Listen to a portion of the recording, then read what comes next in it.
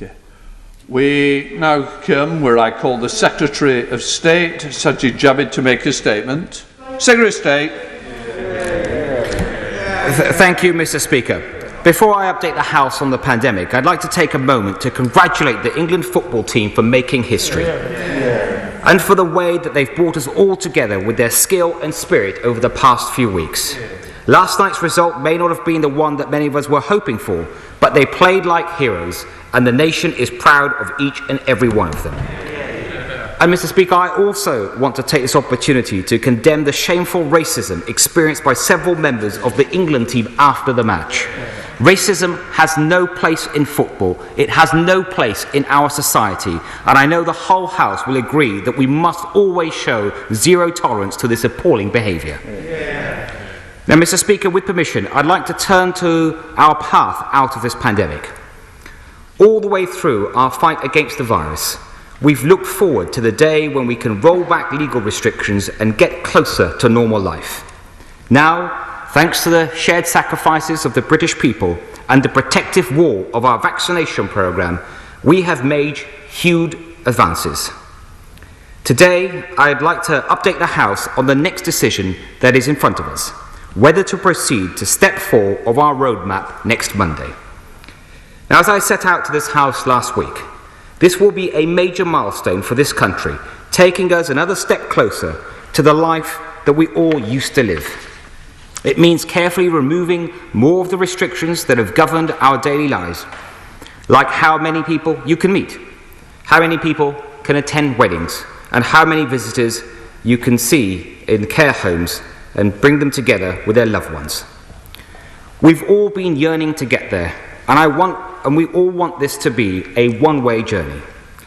So we've acted in a measured way, taking one step at a time and looking at the very latest data and at our 4 tests before deciding whether to proceed. Mr. Speaker, the first test is the success of our vaccination programme. Ever since the 8th of December last year, when the world's first clinically authorised vaccine was given right here in the UK, we've been putting jabs in the arms of people at a phenomenal pace, giving over 80 million doses in just 7 months. We've given more doses per capita than any other large nation. And as a result, around 9 in 10 adults in the UK now have COVID-19 antibodies, which are so important in helping us and our bodies to fight this virus. To bolster this protective wall even further, we made the tough but necessary decision to take a 4-week pause to step 4, so we could protect even more people before easing restrictions. And since making the decision, we've been able to give 7 million extra doses across the UK. We've pledged that by the 19th of July, that we would have offered every adult a first dose of the vaccine and have given 2 doses to 2/3 of all adults. And I'm pleased to inform the House today that we're on track to beat both of these targets. So, as we make this crucial decision, we're in a stronger position than ever before. Mr. Speaker, we've looked not just at how many jabs we've put in arms, but what impact they're having on hospitalisations and the loss of loved ones. And this is our second test. There's increasing evidence that the vaccine has severely weakened this link, the link that was once a grim inevitability. Data from Public Health England estimates that 2 doses of a COVID-19 vaccine offers protection of around 96% against hospitalisation, meaning fewer COVID patients in hospital beds and fewer mourning the loss of a loved one. And they also estimate that the vaccination programme in England has prevented between 7.5 million and 8.9 million infections. It's prevented some 46,000 hospitalisations and around 30,000 people losing their lives, all because of the protection the vaccines can bring. Mr. Speaker, our third test is around whether infection rates would put unsustainable pressure on the NHS. And I want to be open about what the data is telling us and why we've reached the decision that we have. Cases are rising, propelled by the new, more transmissible Delta variant. The average number of daily cases is over 26,000, and this has doubled over the past 11 days. And sadly, the case numbers will get a lot worse before they get better. We could reach 100,000 cases a day later in the summer. Hospitalizations are also rising, with sustained growth over the past month, and once again, they will rise too. But we should be encouraged that hospitalizations are far lower than they were at this point during the previous wave, just as we should be encouraged that people over the age of 65 who are more likely to have had both doses of the vaccines, they make up 31% of COVID admissions last week compared to 61% in January. This is further evidence that our vaccination programme is doing its job and protecting the NHS. And as more people get the jab, our protective wall is getting stronger still. We will stay vigilant and keep a very close eye on the data, as well as the impact of long COVID, where we're investing £50 million into new research. But on the basis of the evidence in front of us, we do not believe that infection rates will be put unsustainable pressure on the NHS. It's so important that everyone still does their bit in helping the NHS to stand strong, and the best thing that each and every one of us can do, if we haven't done already, is get the jab and, crucially, get both doses. Now, our final test is that the risks are not fundamentally changed by new variants of concern. We've seen from the growth of the Delta variant, which now makes up 99% of new cases in this country, just how quickly a new variant can take hold. However, although the Delta variant is more transmissible than the Alpha variant, the evidence showing 2 doses of the vaccine appears to be just as effective against hospitalization. But we know that the greatest risk to the progress we've made is the possibility of another new variant, especially one that can escape immunity and puncture the protective wall of our vaccination program. So even as we look to ease restrictions, we'll maintain our tough measures at the borders, and we will expand our capacity for genomic sequencing already it's one of the largest in the world, so that we can come down hard the moment we detect a new variant. Now, Mr. Speaker, we have looked closely at the data against these 4 tests, and we firmly believe that this is the right time to get our nation closer to normal life. So we will move to the next stage of our roadmap on July the 19th. Now, to those who say, why take this step now?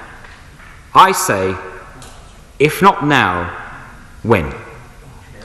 There will never be a perfect time to take this step, because we simply cannot eradicate this virus. Whether we like it or not, coronavirus is not going away. But moving forward next week, supported by the arrival of summer and the school holidays, it gives us the best possible chance of a return to normal life. If we wait longer, then we risk pushing the virus towards winter, when the virus will have an advantage, or worse still, we will not be opening up at all. We delayed step 4 by 4 weeks so we could build our vaccine wall even higher. And we believe this wall means that we can withstand a summer wave. And while the wall would be higher still if we waited till winter, we know the wave would be much more dangerous.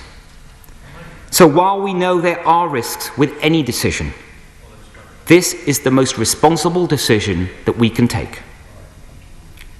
This step forward is about balancing the harms that are caused by COVID with the undeniable harms that restrictions bring. These restrictions, they were vital to protect the NHS. But we must be upfront about the impact of keeping them, just as we are about removing them. The rise in domestic violence, the impact on mental health, the undiagnosed cancer, to name just a few. So we'll ease the restrictions next week, while at the same time we'll be maintaining the defences we've built against this virus, like our vaccination programme, where we still need more young people to come forward, our work to support the most vulnerable, and the contingency plans that we've put in place to stay one step ahead of this virus. But this is not the end of the road. It's the start of a new phase of continued caution while we live with this virus and we manage the risks. And we're publishing a plan today showing the safe and gradual approach that we'll be taking throughout the summer. It includes details of how we'll be encouraging businesses and large events to use certification in high-risk settings to limit the risk of spreading the infection, how we'll use guidance for those who are clinically extremely vulnerable, and details of a review that we'll be conducting in September to assess our preparedness for autumn and winter. Mr. Speaker, as we make these changes, it's so important that people act with caution and with personal responsibility. For example, everyone should return to work gradually if they're currently working from home. They should try to meet people outside where that's possible, and it's expected and recommended that people should wear face coverings unless they're exempt in crowded indoor settings like public transport. Mr. Speaker, I also want to take this opportunity to update the House on our policies for self-isolation. Last week I announced to the House that from the 16th of August, double-jabbed adults and under 18s will no longer need to self-isolate if they're a close contact of someone with COVID-19. Until then, with case rates are expected to rise, it's vital that we make sure our systems for self-isolation are proportionate and that they reflect both the protection given by our vaccine programme. Now, as part of this approach, we'll be working with clinicians and the NHS to explore what more can be done for colleagues in patient-facing roles. This would only be used in exceptional circumstances where the self-isolation of fully vaccinated close contacts could directly impact the safety of patients, so that we can keep our vital services going as we safely and gradually get to a closer to normal life. Mr. Speaker, the 19th of July will mark another step forward in our road to recovery. Getting here has been hard fought and it's been long awaited, but this battle isn't over yet. Let's move forward in a confident but measured way so that we can get closer to normal life and protect the progress that we've already made. I commend this statement to the House. I now call the Shadow Secretary of State, Jonathan Ashworth. Thank you, Mr. Speaker, and I, of course, thank the Secretary of State for advance sight of his statement, and I want to join him and others, I'm sure, across the House in paying tribute to the England side they did indeed unite the country, and we are indeed proud of each and every one of them. Those players did, of course, take the knee to show they were taking a stand against racism.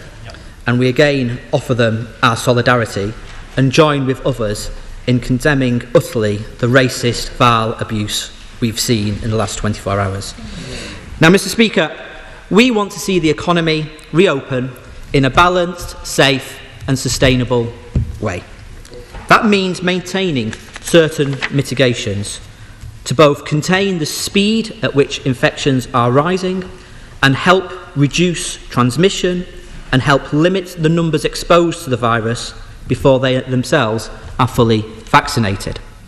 Instead, the Secretary of State has taken a high-risk, indeed fatalistic approach, trying to gain what might happen in the winter, deciding that infections are going up anyway, and instead of caution, he's pushing his foot down on the accelerator while throwing the seat belts off. He admits that could mean 100,000 infections a day. That means potentially thousands suffering debilitating long COVID. It means, as more cases arise, potentially more escape and the threat of a new, more transmissible variant emerging. Now, 2 weeks ago, he justified unlocking, suggesting it would make us healthier. While today, hospital admissions are running at over 400 a day. There are now 393 people in ICU, up over 100 since the start of July. And of course, significant increases in admissions knocks on to the NHS's ability to provide wider care. Now, he says the infection rates will not put unsustainable pressure on the NHS. But last week at Leeds, cancer patients were having their surgery cancelled. Last week, ambulance trusts across the country were reporting some of their busiest days ever. 111 is under intense pressure. And of course, at the weekend, he warned that the elective waiting list could rise as high as 13 million. So perhaps he could define what he means by unsustainable pressure, and could he tell us what is his prediction that hospital admissions will peak at? He's told us he expects 100,000 infections. Can he tell us how many hospital admissions he expects? And does his confidence mean that there will be no extra resources for the NHS this summer to get through this summer wave? Now again, he highlights vaccination. But why are vaccination rates slowing down? And what will he do to drive up vaccination rates amongst younger people, where it is still only around 56% of 18 to 24-year-olds? And when will we begin vaccination of adolescents? Other countries are doing it, why aren't we? But just to rely only on vaccination as infections climb is the approach of the one-club golfer. He needs to put other measures in place as well. So Labour, this side, would continue with mandatory mask wearing. I notice his tone has shifted actually from the last week or so, and it's now his view that it would be irresponsible not to wear a mask in a crowded room. Surely then it is equally irresponsible for the government to abandon mandatory mask wearing. Secondly, yesterday, on working from home, Susan Hopkins from PHE suggested that for the next 4 to 6 weeks at least, people should try their best to work from home. So will he guarantee that anyone who wants to continue working from home will have the right to do so? Thirdly, we know how important fresh air is. Germany has funded air filtration systems in public buildings. Now, last week he referred to the infection control funding given to social care, but that wasn't for ventilation. There are, Mr. Speaker, British firms that manufacture air filtration and ventilation units. So let's support those firms and British jobs and offer grants to premises to install air infiltration units.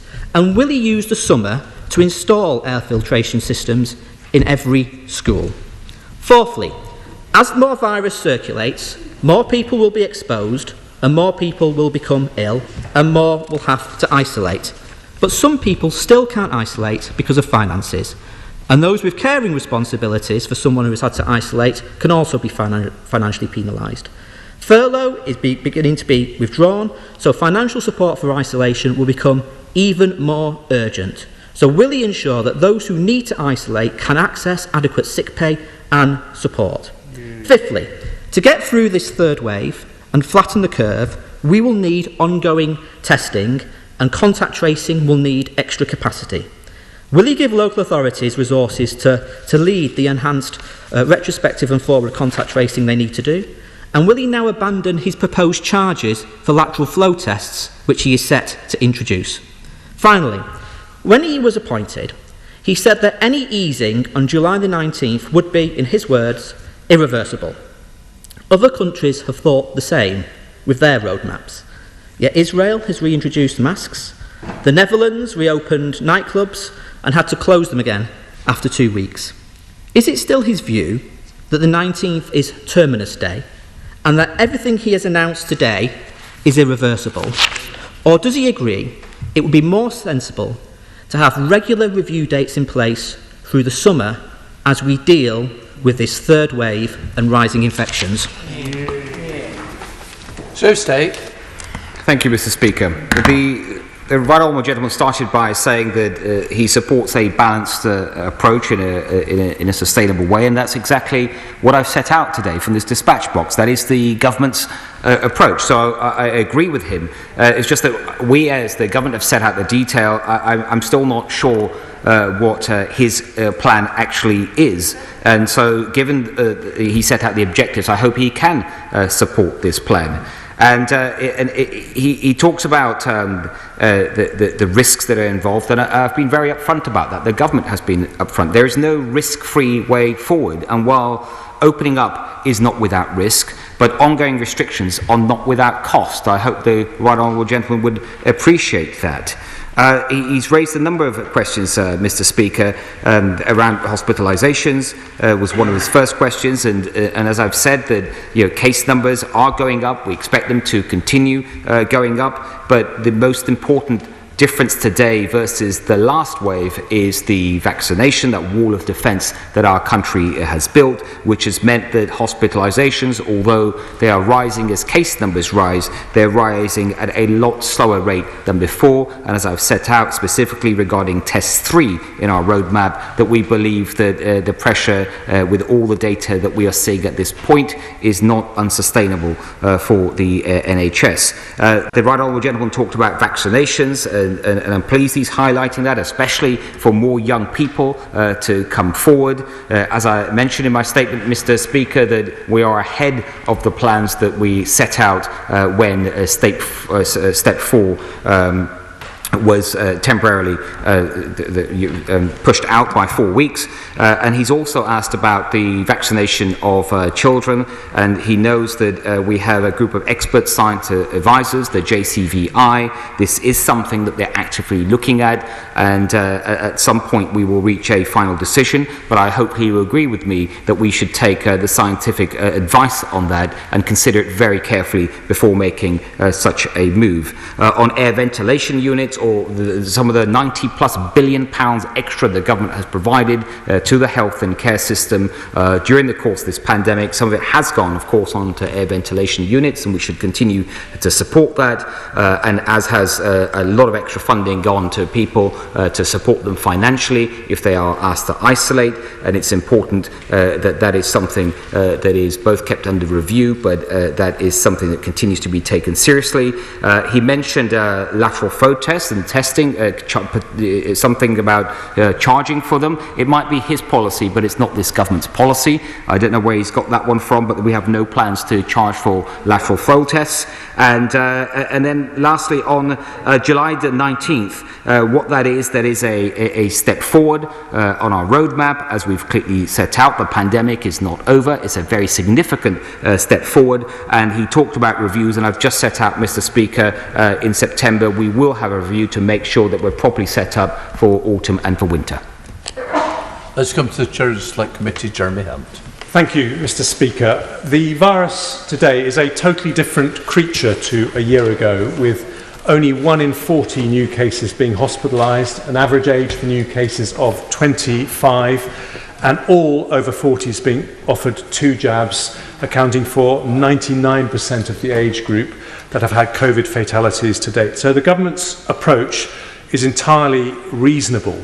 But does the Health Secretary agree that there remain, to paraphrase the late Donald Rumsfeld, a number of unknown unknowns and known unknowns, not least the impact of long COVID, the potential for vaccine escape, and the potential for new variants? So will he reassure the House that if the data deteriorates beyond what is currently envisaged, he will not hesitate to take decisive action, not just to save lives, but also to head off the need for a further lockdown that will be so enormously damaging for our jobs and businesses?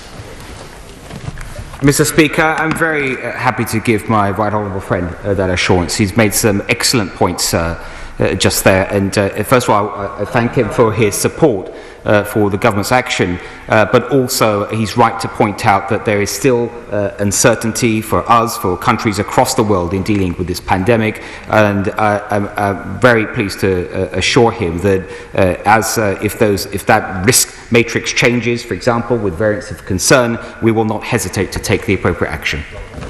Let's go to SNP spokesperson Dr. Philippa Whitford. Philippa. Thanks very much, Mr. Speaker.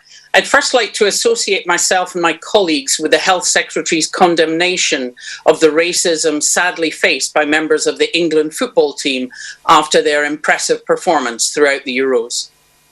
Now, turning to COVID, The Secretary of State himself has suggested COVID cases could soar to 100,000 a day once all restrictions are removed next Monday. While research shows hospitalisation rates have thankfully dropped to 3% of cases due to vaccination, this would still mean up to 3,000 admissions, the same as during the first wave. Can he explain how he will avoid such a surge, putting pressure on health services, which would further delay clearance of the backlog of patients waiting with other conditions? With the likelihood of such high transmission rates, how does he hope to prevent the generation of yet more new variants within the UK, perhaps with significant vaccine resistance?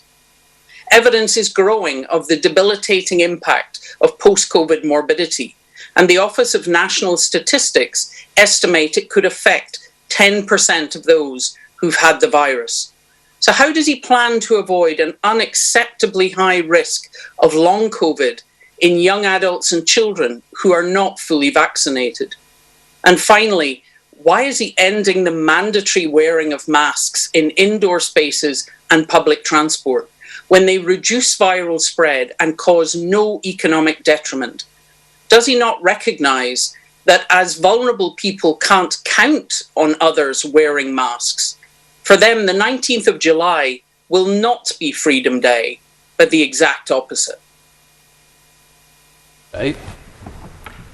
Thank you, Mr. Speaker.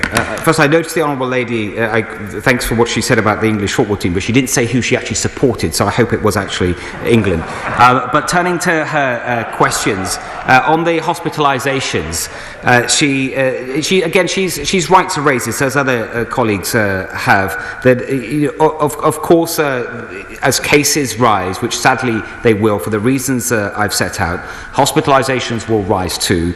But again, for reasons set out, number one being the vaccine, that the rate of hospitalisation will be far, far lower than anything we've seen before. And she will also know, given her experience, that also the treatments that are available are a lot better and effective than what we had at the start of this pandemic and during the last wave, which is also helping should people sadly find themselves in hospital. It is something as part of the three tests, test number 3, that we've looked at very carefully. We've looked at the data. Of course, we work very closely with our colleagues on an almost minute-by-minute basis in the NHS to make sure that the increased pressure, and I accept there will be increased pressure, I've been very open about that it will be something that can be met and sustained. And it is important, though, I think, to understand that, because she mentioned the backlogs, that the backlog has built up over the pandemic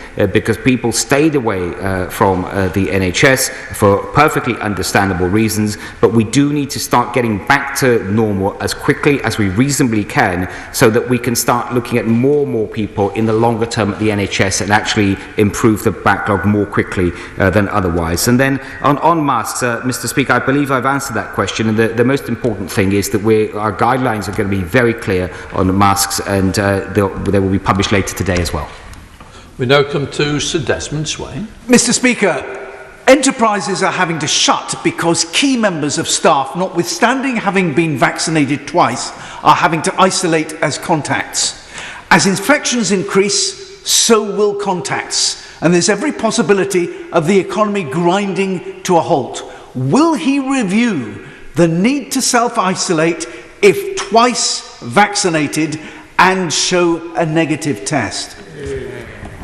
Mr. Speaker, it's precisely for the reasons and other reasons that my honourable friend sets out that we have already reviewed those rules around self-isolation, and that's why we've announced that there will be a change from August the 16th, and we will keep those under review.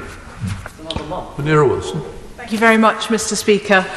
For the 3.8 million clinically extremely vulnerable people, the prospect of a so-called Freedom Day next week is actually anything but. They and many clinically vulnerable people, such as pregnant women, are living in fear of what living with COVID means for them. Now, last Monday, the Secretary of State promised me that guidance was forthcoming.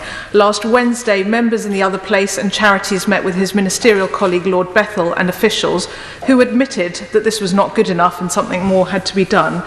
So could the Secretary of State confirm today what support and what guidance will be forthcoming and when, or is he pursuing a survival of the fittest policy where the most vulnerable will be thrown to the wolves?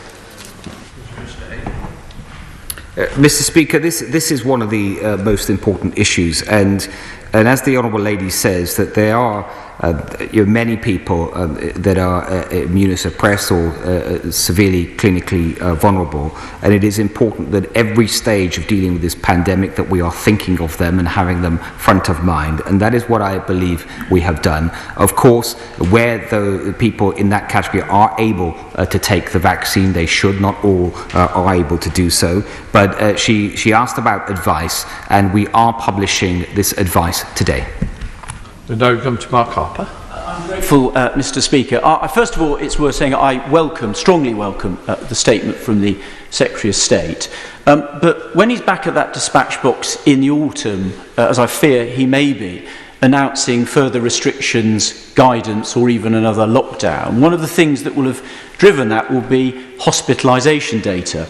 There's a big flaw with that data at the moment, is that it includes anyone who tests positive for COVID who goes into hospital, not whether they've gone into hospital because they're ill with COVID. That is going to drive poor decision making. It's vital it's fixed urgently. We can't have hundreds of thousands of livelihoods and well-being sacrificed on the altar of dodgy data. Mr. Speaker, it's an important point by my right honourable friend, and he will know, because I judge that's why he's asked the question. At the moment, the data that is available is the figures are with COVID, which doesn't make a distinction between what's causing that individual to be in hospital.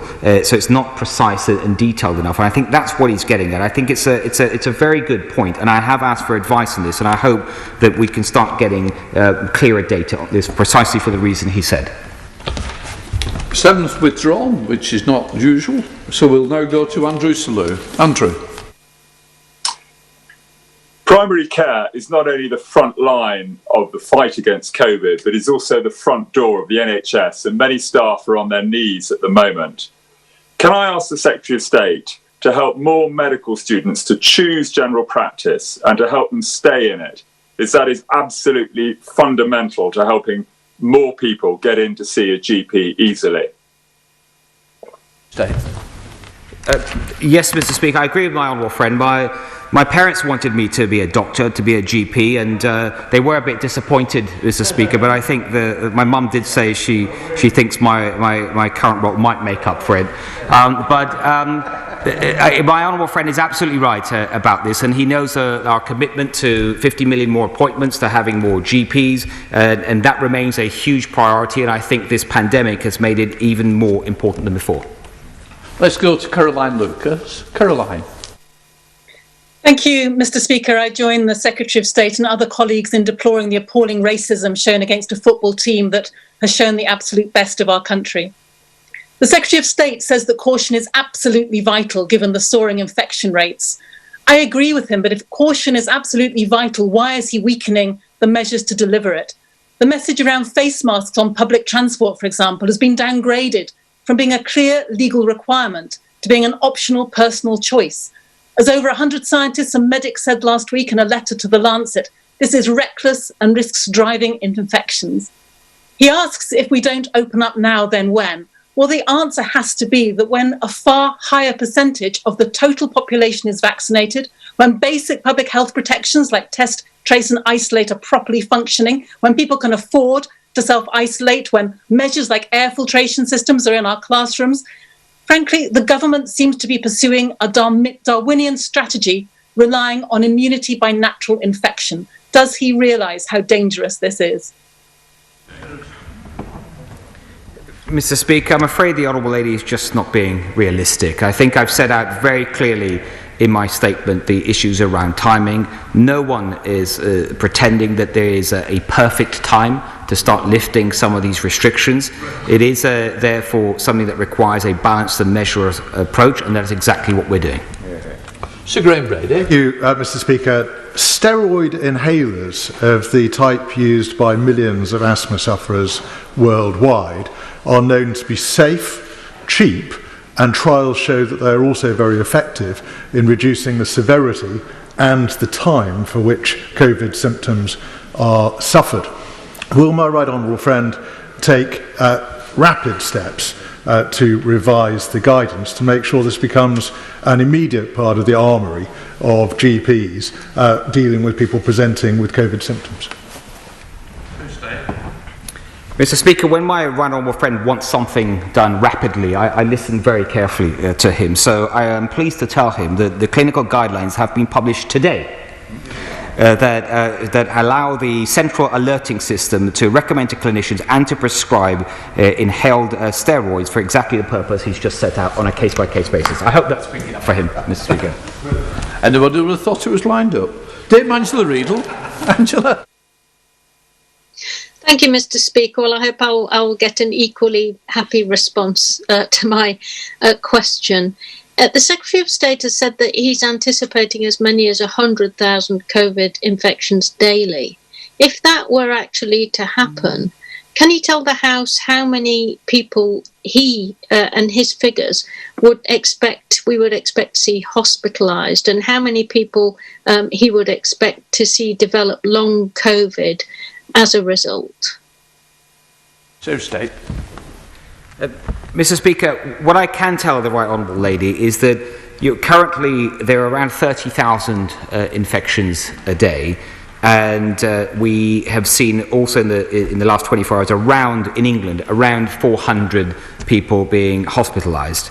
The last time infections were around the same level at 30,000, it was, I believe, over 2,000 people a day being hospitalised. So that's what I mean about the link has been severely weakened, and for that we've got the vaccines to thank.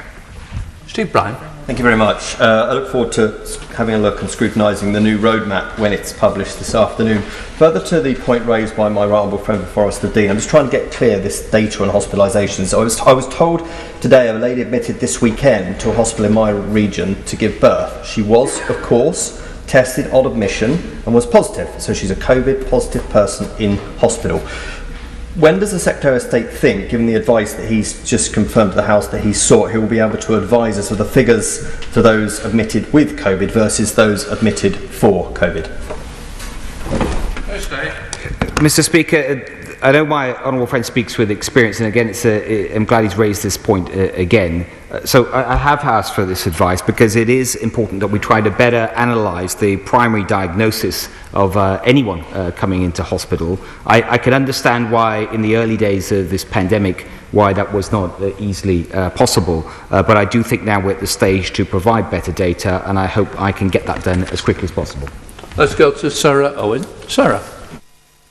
Thank you, Mr. Speaker. The recent Health Select Committee report on NHS staff burnout showed low pay as particular issues for care workers, and most NHS staff working unpaid hours on top of their contract. These are hours that could be spent with families like the brilliant student I met this morning, Brendan from Cardinal Newman School, whose dad works for the NHS. How does the Secretary of State plan to clear the backlog and fill the 40,000 nursing and 112,000 care worker vacancies if this government continues saying no to the pay rise that NHS heroes like Brendan's dad deserve? Mr. Speaker, I agree with the Honourable Lady that the workers of the NHS, no matter what their role, they have been the heroes of this crisis, as have care workers. I think we agree on that, and making sure that is recognised is also requires us to make sure that they are paid properly. And she's right also to link this, for example, to the backlog and the huge amount of work that lies ahead. So I hope she'll bear with me, and in due course we'll set out our response to the pay review recommendations. Thank you very much indeed, Mr. Speaker, and I welcome my right honourable friend's statement. He will know that on the 29th of April, a pilot scheme to test and release people was introduced to avoid the disruption of people who were the contacts of someone with COVID having to isolate for 10 days. He'll also know that our right honourable friend, the Chancellor of the Duchy of Lancaster, was a beneficiary of that scheme. Will he say what the results of that pilot have been and when it might be available to the rest of us, which I hope will be before the third week in August? Mr. Speaker, thank my right honourable friend for his support for the statement, and turning to his question, it is a very important pilot. I haven't yet seen the final results of that, but there are results starting to come through to the department. He will know that whilst that pilot has been going on, the government has also made this announcement around double vaccinated people and more flexibilities from then for those people from August the 16th onwards. But I will endeavour to say more about this and publish more data as soon as I can. Let's go to Joanna Cherry. Joanna. Thank you, Mr. Speaker. I've heard what the Secretary of State has said about masks today, but as my honourable friend, the SNP spokesperson, said, there will be no Freedom Day for vulnerable people if the legal requirement to wear a mask is scrapped.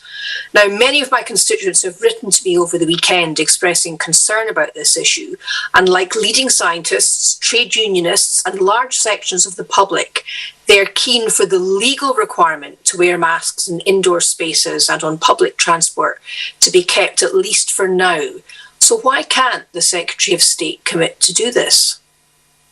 Mr. Speaker, I think I've set out in the dispatch box now a number of times the general approach, which is as we start to go towards a more normal, that we want to start removing the regulations, replace them with guidelines, and then ask people to follow those guidelines. And in the case of masks, for example, we've been very clear that in crowded, enclosed spaces, we would expect everyone to wear a mask. We would recommend it. And given everything and the data we've set out, the vaccination rate and everything else, we think now is the time to take this kind of more measured approach, and we will keep it under review. Thank you, Mr. Speaker, and I very much welcome what the Secretary of State has said. On Friday, I visited Blue Bay Travel, an international travel company based in Stoke-on-Trent South, and they very much support the easing of public health restrictions from the 19th of July for those fully vaccinated. So would my right honourable friend continue to do all he can to ensure that we support jobs and industries like this, which have been hardest hit by the COVID measures, to fully recover as soon as possible? Yes, Mr. Speaker, I can make that commitment to my honourable friend. He's right to raise this. The sector, the travel sector, has been one of the hardest hit, and I hope that as we take this measured approach and start opening up more, that's a sector in terms of both jobs and opportunities will start to benefit in his constituency and elsewhere. And I hope the company he referred to in his constituency welcome the changes we've set out so far. Ben Bradshaw. He mentioned the serious problems being caused in the NHS by the government's pinging system, but schools, businesses are also suffering, and now the transport and travel sector, scores of trains being cancelled over the weekend because drivers and other train staff have been pinged. So if he won't bring forward his August the 16th date, why on earth won't he continue to mandate masks on public transport, both to protect staff and passengers, and give them the confidence to travel, at least up until that August the 16th date?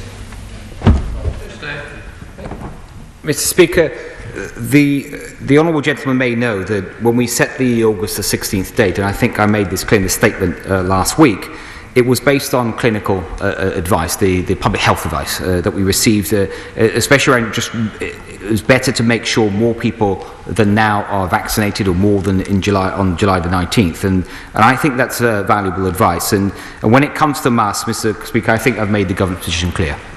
Let's go to Mike Wood. Mike. Thank you, Mr. Speaker. Lifting legal restrictions is a massive relief for all those who rely on pubs, restaurants and nightclubs for their livelihoods, the overwhelming majority of which are taking their responsibilities seriously at enormous costs to themselves. Does my right honourable friend agree that as we open up our society and economy, not only must all hospitality businesses take sensible steps to protect us from disease, but all customers must also play their part and respect venues and their staff who are working so hard to do the right thing? Yes, Mr. Speaker, I agree wholeheartedly with my honourable friend. It's a responsibility as we open up, not just for the owners of the businesses, the nightclubs and the pubs, to take that sensible, measured attitude, but also for customers to give a thought about those people that are serving them at the table, serving behind the bar, and be respectful for their needs as well. Eitel. Last week, the Chancellor of the Duchy of Lancaster's review was reported to this House as having concluded that COVID vaccine certification was not necessary and would not go ahead. Since then, however, there seems to have been a review of the review, because the Secretary of State says that today that the government will be encouraging businesses and large events to use certification in high-risk settings. So, can the Secretary of State tell the House now what constitutes a high-risk setting in this context, and who will be the judge of what is a high-risk setting? What constitutes large events, and who will be judging what they are? What is meant by encouraging businesses, and what will be the consequences for any businesses that resist the encouragement from government in this way? And finally, how will the data that is captured in this way, that belongs to us all, be held and protected? Mr. Speaker, the remarks that the Right Honourable Gentleman refers to by the Chancellor of Duchy of Lancaster are absolutely correct, is that as we move away from regulations, there will no longer be a legal requirement for any establishment to have COVID vaccine certification, but the guidelines, which we will publish today, will be very clear that we expect corporate bodies, responsible businesses to have a system where we will continue to provide the infrastructure, where we would work with them and work with the respective government departments. So DCMS and BEIS are already talking to industry leaders and working with them, and it's something that actually industry welcomes, to work on a basis of guidelines rather than regulation. Thank you, Mr. Speaker. A rate of 87% for first vaccinations is truly impressive, and it is in excess of all the estimates that I read about when the vaccination programme was first launched. But there is evidence of a worrying fall-off in people coming forward for their second vaccinations in London and the South East. So could my right honourable friend say what steps he's taking to ensure that people, especially young people, are committing to completing the vaccination course? Yep, Mr. Speaker, my honourable friend is right to raise this, and as she says, the rate of vaccination that we have achieved in this country is the envy of the world, and that we want to make sure that is maintained. We definitely want to make sure that more young people are coming forward. So, for example, the walk-in clinics that have popped up around the country, the sort of mass vaccination events that have been taking place in parts of the country is part of that. And we are also looking actively at what other ways that we can put in place to promote the importance of vaccination. Let's go to Janet Davey. Janet. Thank you, Mr. Speaker. A school teacher recently told me that some families cannot afford to self-isolate. And if we're learning to live with the virus, why has the Secretary of State for Health refused to introduce proper financial support to self-isolate to ensure those who test positive can safely isolate at home? Mr. Speaker, the Honourable Lady will know that we do have in place financial support for those who need it, that are asked to self-isolate. It is something I think that is important. It continues to be important, and it's something that we will keep under review. Let's go to Dr. Andrew Morrison. Andrew.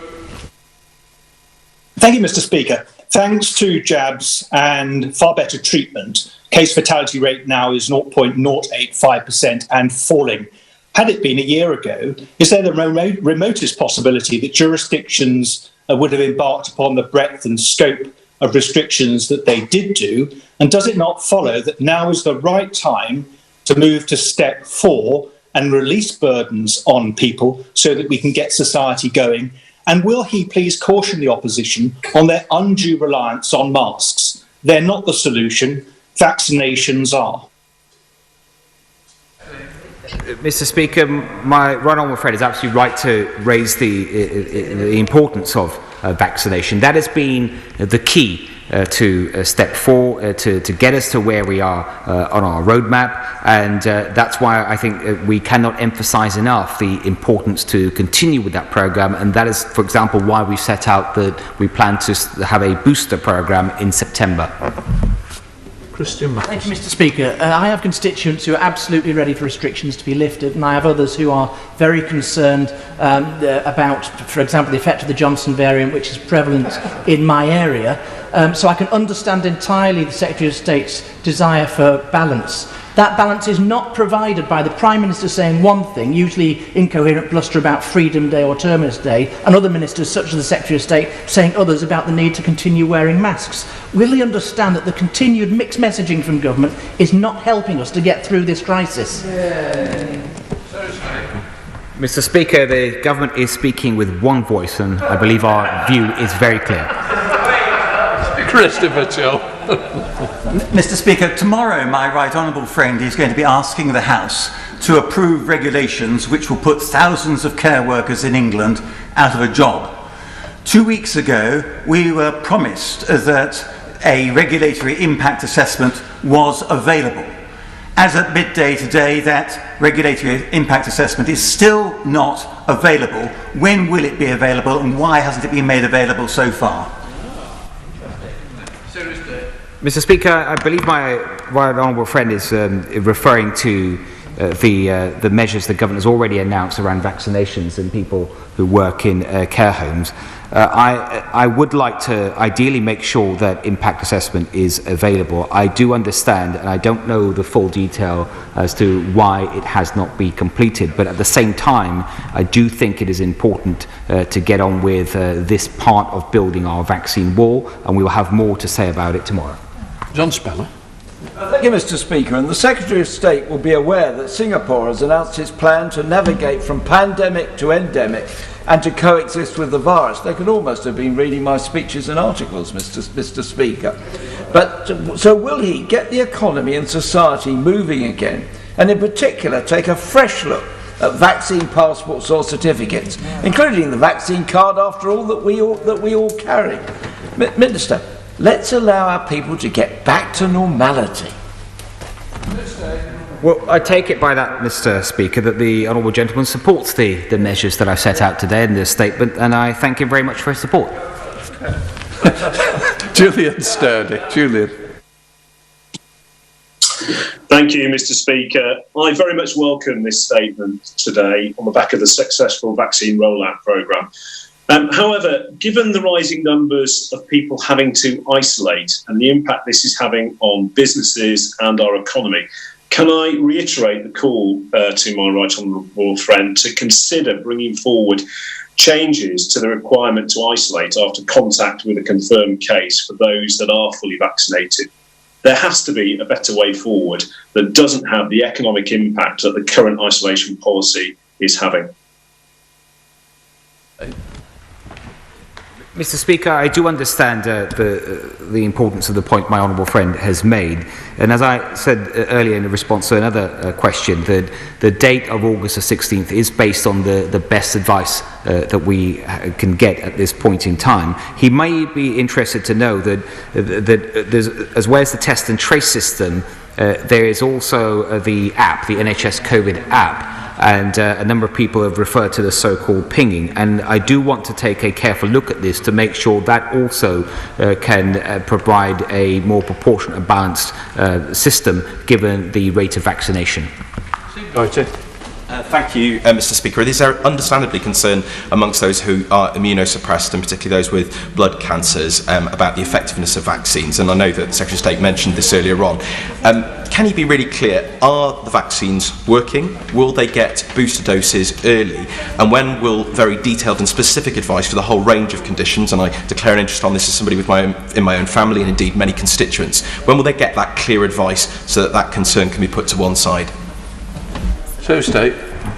Mr. Speaker, again, the honourable friend is right to raise this issue. The vaccines are working, and I think I've set out clearly why, and the government has published much evidence of that. In terms of the booster programme, which begins in September, the immunosuppressed and clinically vulnerable will get priority in that, and they will be in the initial cohorts, and the advice that I referred to earlier will be published today. Lynn Saxby. Mr. Speaker, under what circumstances or conditions does my right honourable friend consider it will be responsible to work in crowded spaces such as in retail, in hospitality, or indeed even in this place without wearing a mask? Secretary of State. Thank you, Madam Deputy Speaker. I think my honourable friend is right to raise this, and that's why our guidelines on mask wearing will be very clear. That if people are in retail spaces and they're crowded, and certainly, as we know, most of them are enclosed, that they should consider wearing a mask, and that also they should not just be thinking about those themselves, but also the people around them and the people serving them. Now we go to Catherine McKinnell. Thank you. The Secretary of State will have seen the huge and rising number of COVID infections in the North East, and the decision to remove controls will clearly accelerate that and increase concerns about the short and long-term impact of COVID and the risk of vaccine-resistant variants. But regardless of the proposed COVID passports, businesses in the North East, especially in sectors like hospitality, where there are large numbers of young, unvaccinated people who work, they're already struggling to function with reduced staff and customers cancelling at the last minute to self-isolate. So with the government withdrawing economic support at the same time, does he appreciate the concerns that for many hospitality businesses, the government's summer of high COVID may be too much to survive? Madam Deputy Speaker, the Honourable Lady will know, first of all, there's still significant economic support in place, and of course it's the job of the Treasury to keep that under review. And when it comes to self-isolation and the impact that has on businesses, it is important that now that we have such a high level of vaccination, including in the North East, that we can take a more proportionate and balanced approach, and that is exactly what we're doing. And now we go by video link to Jacob Young. Thank you, Madam Deputy Speaker. I think it's great news that we're moving back to personal responsibility next week, and I thank the Secretary of State for that. However, rates are increasing in Redcar and Cleveland, and while hospitalisations are not climbing in the same way, my concern is that more and more people are having to self-isolate due to the dreaded ping from the NHS app. We all remember the difficulties of last year where people struggled to get a test, but since then the government's massively increased the testing capability available, and getting a test is no longer an issue. What more can be done to utilise this immense testing capability to prevent people from having to self-isolate unnecessarily? Thanks.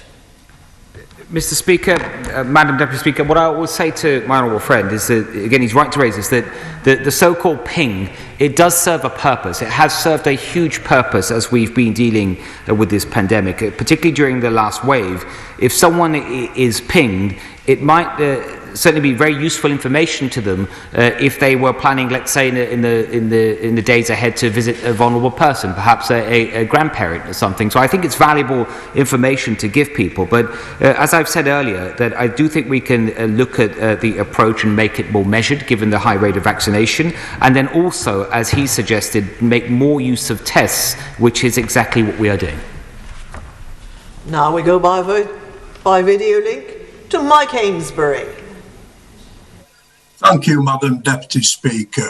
What assessment has the Secretary of State and his department made on the number of children with long COVID, and when will children get vaccinated? Madam Deputy Speaker, when it comes to children and COVID, and the Honourable Gentleman has asked about long COVID, there is a huge amount of research being done both within the NHS and in my department.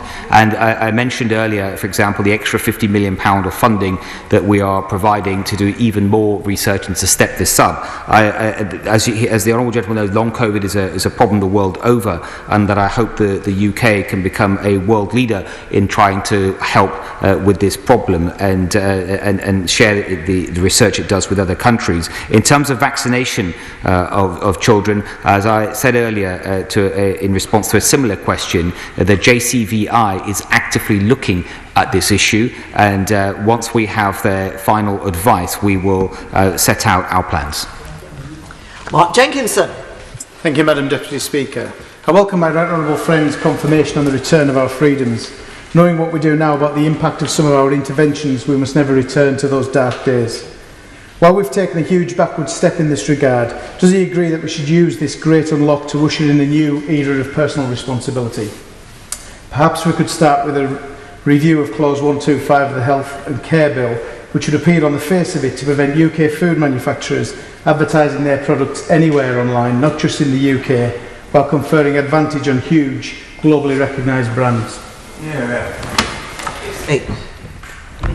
Madam Deputy Speaker, obesity is a real problem in this country and others, and the causes of it are very complex, but we do want to make sure that we have the best approach possible. My honourable friend will know that we are planning to debate this bill on Wednesday, and I look forward to seeing him in the debate.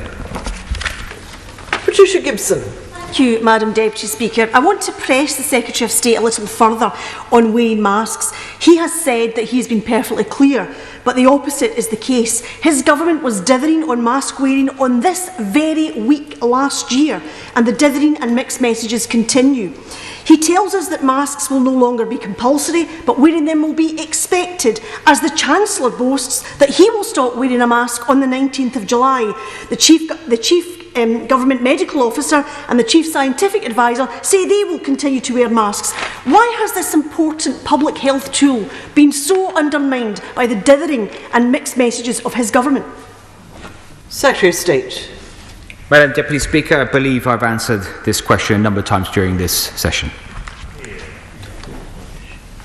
We now go by video link to Andrew Gwynn. Thank you. It's 16 months since I contracted a fairly mild bout of coronavirus, which unfortunately developed into terrible long COVID, and the symptoms still persist all these months later. Look, the vaccination programme has been a game changer, and I want a return to normality like everyone else. But does he understand that the consequence of his decision may well be more people with long COVID? The money for research is welcome, but what more is he planning to do to support those with long COVID with health, rehabilitation and social security measures, and to support employers with the reality that sections of their workforce might be unfit for work for periods too? State. Madam Deputy Speaker, first, if I can say so to the honourable gentleman, as I've said a number of times during this debate, that opening up is not without risk, but I hope the honourable gentleman understands that keeping restrictions in place is also not without cost. So the government has to take a balanced approach. He's right to raise the issue of long COVID. As I mentioned earlier, this is something the government takes very seriously. I've announced another £50 million of funding of research into this, and he's right to raise this. This is a problem not just in the UK, it's an issue the world over. We still don't know enough about long COVID. I think it's fair to say we are learning more all the time, but it will be an absolute priority of this government to work with people with long COVID and do everything that we possibly can. Holly Mumby-Croft. Thank you, Madam Deputy Speaker. More double vaccinated people than ever are being asked to self-isolate because they've come into contact with someone who is positive for COVID. This is really incredibly difficult for individuals and families, and of course disrupts jobs and businesses. And I've heard cases of people being asked to self-isolate more than once in the same month. So can I add my voice to others across this House and ask my right honourable friend, the Health Secretary, to consider bringing forward some form of test and release measure for people who are double vaccinated before the 16th of August? Secretary of State.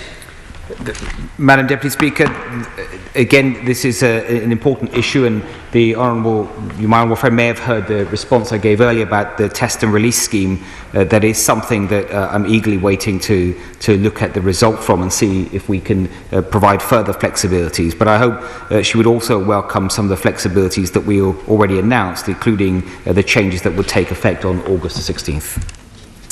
And now we go by video link to Debbie Abrams. Thank you, Madam Deputy Speaker. Can I take the opportunity to condemn the vile online racism against some members of the England football team yesterday after they'd given their all for their country? But, Madam Deputy Speaker, the World Health Organization has expressed their concerns about rising infections in England and the risk to the 17 million people who still remain unprotected by vaccination. But even those who have been vaccinated are at risk of long-term illness and disability if they become infected. ONS data indicates that 1 in 7 infected people of working age will experience ill health after 12 weeks. So can I follow up on my honourable friend, the member for Denton and Reddish, in chasing the Health Secretary on what his estimates are of the incidence of long COVID as a result of this third wave, and what discussions he's had with the Work and Pension Secretary about what this means if they're unable to work in terms of support through the social security system. Madam Deputy Speaker, the Honourable Lady raises the importance of vaccination. She's right to do so. I mentioned earlier that according to the ONS, 9 out of 10 adults in this country have antibodies, which is part of that wall of protection.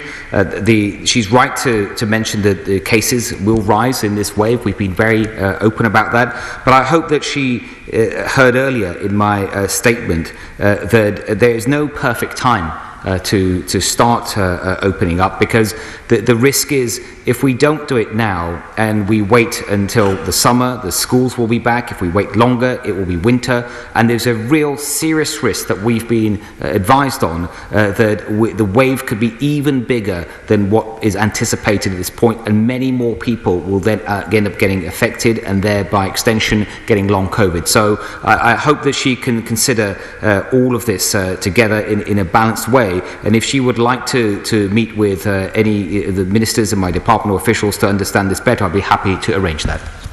Craig McKinley. Thank you, Madam Deputy Speaker. From previous answers given, I'm delighted that my right honourable friend is now looking at the underlying settings of the Track and Trace app.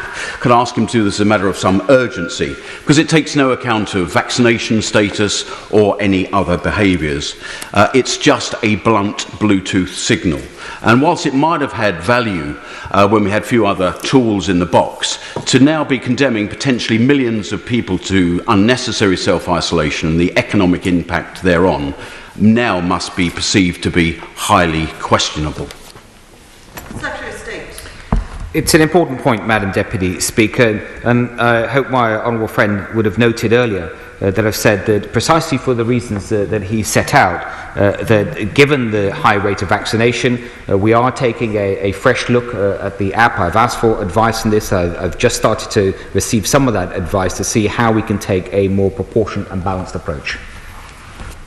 Now we go by video link to Paul Blomfield. Thank you, Madam Deputy Speaker. It's clearly right to take further steps towards unlocking, but it's not the all or nothing choice the Secretary of State has suggested, and vaccines are not the only tool available. Wearing masks in enclosed spaces reduces infection and therefore hospitalisation and death. It's supported by health experts and it's backed by the public. The reasons it was made mandatory remain the same as when the government recommended it those months ago. So with hospitalisation up 34% on a week ago, will he not put public health before the pressure from his more vocal backbenchers and retain mandatory mask wearing for public transport and other enclosed spaces? Madam Deputy Speaker, where I agree with the honourable gentleman is that it's not all or nothing, and that's why the government's been very clear that as we start opening up, there are other measures which will rightfully stay in place. I've mentioned earlier the border controls, the test and trace system, the plan for booster vaccines, and I hope that's something the honourable gentleman would welcome. Robin Miller. Thank you, Madam Deputy Speaker.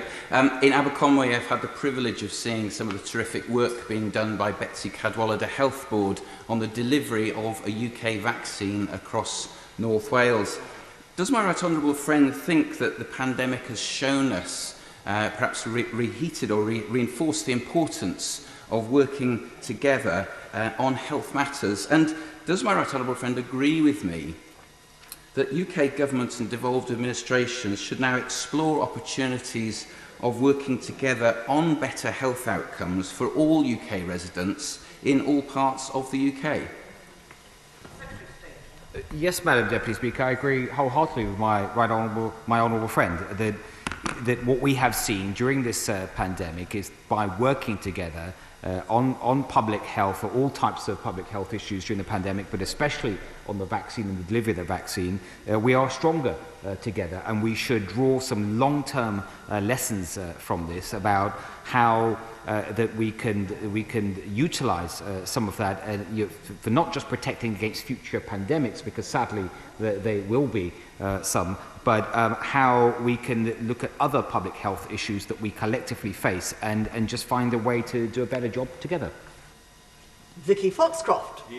Thank you, Madam Deputy Speaker. I've written to the Secretary of State urging him to do everything he can to protect immunocompromised people as restrictions are eased. We urgently need the results of the Octave study into the efficacy of COVID-19 vaccines on this population.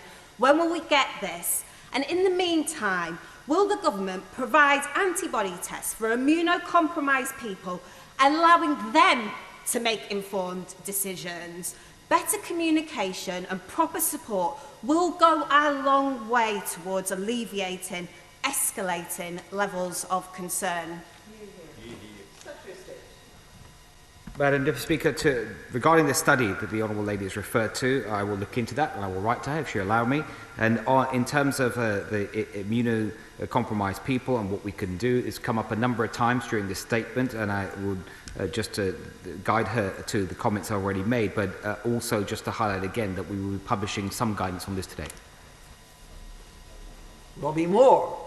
Thank you, Madam Deputy Speaker. I welcome my right honourable friend's statement, but can I add that last week I heard from a self-employed small business owner in my constituency of Keighley and Ilkley who has been told to self-isolate 3 times in the last 2 months despite not testing positive on any of these occasions. This is both impractical to the individual but also harmful to our local economy. So can my right honourable friend assure me that he is exploring all possible options to remedy this, whether that be through adjustments to the NHS app or changes to the self-isolation rules?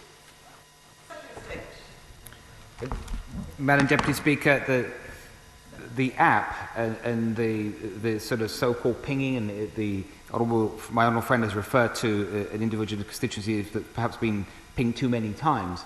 That it is right, as I've said, that we take a fresh look at any changes that we can make to that in light of the mass vaccination campaign, the success of that campaign. And if my honourable friend will bear with me, I think it would be